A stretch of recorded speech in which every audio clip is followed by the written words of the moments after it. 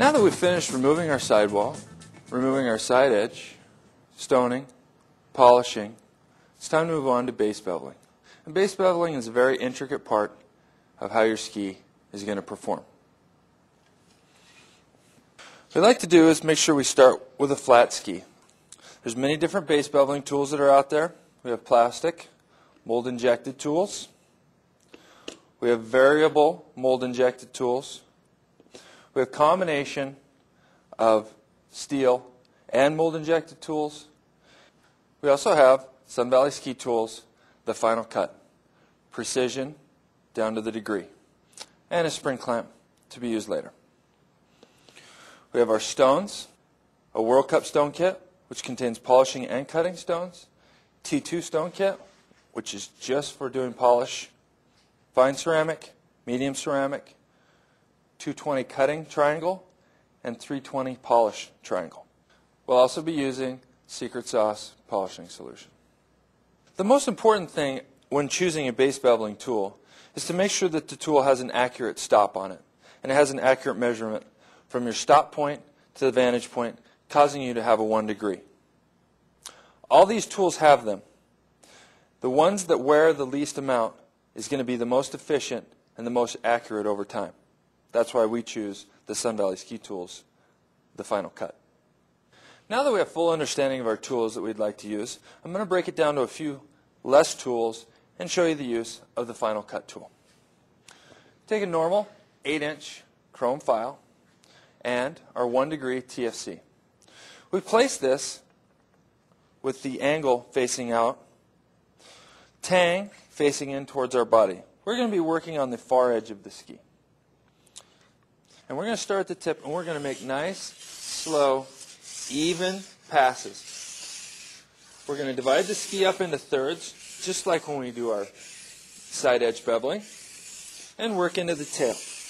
Once the file starts to build up, because you're taking filings off, you don't want to clean that off by using a little brush or your file brush card. And continuing into the tail of the ski, we want to make sure that we stay smooth and slow to make sure that our base bevel stays consistent with the rest of the ski. Once again, clean your file out, clean your guide, remove any excess that's on the base of the ski. You have to be very careful with the base of the ski. And with long final passes, starting in the tip and moving through the tail, let the file do the work, cut consistently and smooth down through the tail. You're going to use some polishing solution, and first start with a cutting stone. You're going to remove some of the slight striations that have been put in by using your file. Start here with a little bit of polishing solution on your stone. Place in your guide. Start in the tip. And just repeat the same actions that you've been doing. You can hear a slight pull on the edge where it's still picking up some of the micro burrs that have been created with the file. And once again, make sure you keep that tail nice and smooth. So starting at the tip, make nice even passes. The advantage of using the Sun Valley Ski Tools, TFC, the final cut tool, is that the base elevator plate to the base stop plate is exactly 1 degree. When put on the base of the ski, the distance from here to here is exactly 1 degree. There's also room for your filings and debris to come out the side of the file. A quick tech tip for this base beveling tool is to use a 1-inch spring clamp and place it on the stop. This way, if you have any worries about how much pressure you're putting on the guide, or if you're trying to over bevel on accident, this stops that. Just use it like you normally would. Put the spring clamp in there, then run the tool up and down the base of the ski. This way you don't over pressure the file into the base bevel guide. So to proceed, after we use our cutting stone, now we're going to use our polishing stone. We're going to place in there and repeat the process once again. At this point, the finer the stone that you're using, the less sound you should be making.